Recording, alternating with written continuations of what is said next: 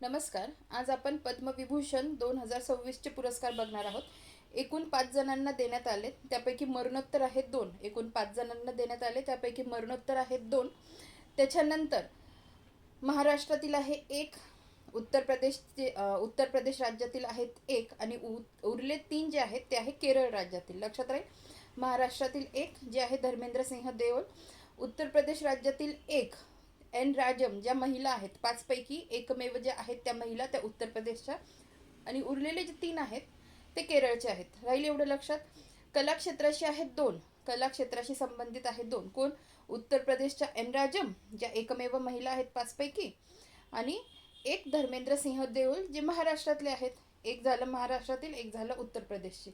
आता राहिले केरळचे 3. आता सार्वजनिक व्यवहार क्षेत्राशी संबंधित आहेत 2. कोण? तर के टी थॉमस आणि व्ही एस अच्युतानंदन. झालं. हे आहेत 2 सार्वजनिक क्षेत्राशी सार्वजनिक व्यवहार क्षेत्राशी संबंधित. कला क्षेत्राशी 2 तुम्हाला समजले. नंतर मरणोत्तर 2 कोण?